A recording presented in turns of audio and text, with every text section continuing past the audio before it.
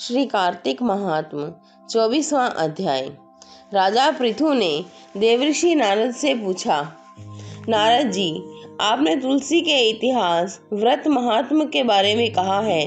अब यह बताने की कृपा करें कि क्या इस कार्तिक मास में और भी देवताओं का पूजन होता है?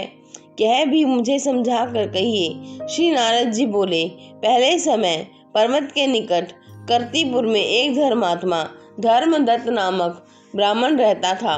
वह भगवान विष्णु के सब व्रत करता था और 8 पहर उनकी भक्ति में तल्लीन रहता था। एक दिन कार्तिक मास में वह 1 पहर रात शेष रहने पर जागरण के लिए भगवान विष्णु के मंदिर में गया। वह हर प्रकार की सामग्री लेकर पूजा करने के लिए जा रहा था कि उसने मार्ग में एक बड़ी भयंकर राक्षसी को देखा, जिसके कि बड़े बड़े दांत थे, लपलपाती हुई जीभ थी, बड़े बड़े लाल लाल नेत्र थे, जिसका शरीर नंगा था, मांस रहित था।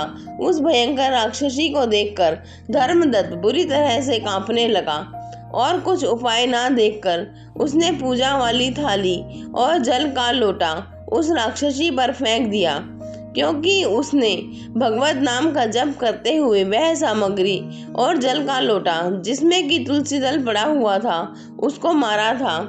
इससे उसके जन्म जन्मांतर के पाप नष्ट हो गए और उसे अपना पूर्व जन्म स्मरण हो आया।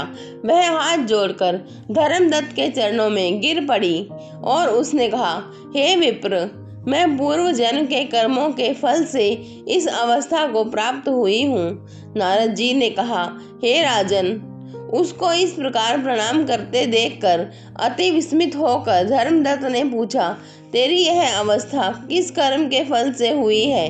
तू पूर्व जन्म में कहाँ रहती थी और तेरा कैसा चरित्र था? यह सब कुछ तू मुझे बता। उस राक्षसी ने, जिसका नाम कलहा था, उसने कहा, हे ब्राह्मण, सौराष्ट्र में भिक्षुक नामक एक ब्राह्मण रहता था। मैं उसकी पत्नी थी। मेरा स्वभाव बड़ा ही निष्ठुर था। मैंने अपने पति का कभी भला ना चाहा, न कभी उसे अच्छा भोजन और मिठाई ही खाने को दी। मैं प्रतिदिन उससे लड़ती झगड़ती रहती थी। मुझे इस प्रकार की लड़ाका देखकर तथा नित्य प्रति की कलह से तंग आकर मेरे पति ने दूसरा विवाह करने का निश्चय किया। यह सुनकर कि मेरा पति दूसरा विवाह कर रहा है, मैंने उसके दूसरा विवाह करने से पहले ही विष खाकर आत्महत्या कर ली। मेरी मृत्यु के पश्चात यम के दूत आए और मुझे पकड़कर गदा मारते हुए यम के पास ले गए। यमराज ने मुझे देखकर चित्रगुप्त से पूछा, हे चित्रगुप्त, इसने क्या कर्म किया है? जो भी कर्म इसने किए हैं, अब इसको उनका फल भोगना होगा। चित्रगुप्त ने यमराज से कहा, इसने अपने जीवन में कोई भी अच्छा काम नहीं किया है। यह सदा अपने पति को खराब भोजन देकर आप सदा अच्छा भोजन खाती रही है, इसलिए अब यह विष्ठा खाने वाली होगी। इसको अब सुकरी का जन्म दिया जावे। चूंकि यह अकेली ही पाक के बर्तन में भोजन करती थी, इसलिए यह अपने बच्चों को खाने वाली बिल्ली हो। इसने चूंकि अपने पति पर क्रोध करके आत्मघात किया है, इसलिए यह प्रेत योनि में जाएगी। अब आप इसे अपने दूतों द्वारा मरुस्थान में भेज दीजिए। वहां पर वह बहुत दिनों तक प्रेत योनि में रहकर फिर यह पापिन अपनी तीनों योनियों को भोगे।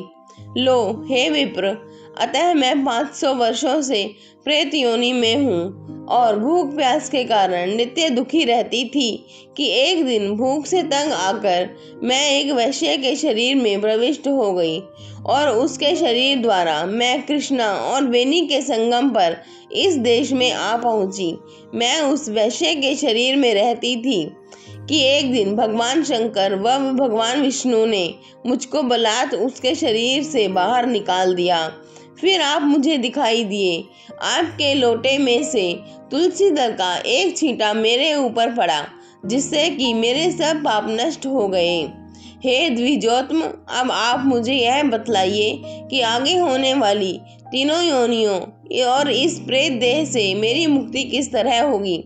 धर्मदत्त कलहा की बात सुनकर, उसके पिछले कर्मों और उसकी वर्तमान अवस्था को देखकर बड़ा दुखी हुआ और उसका दुख देखकर उसका चित्त पिघल गया।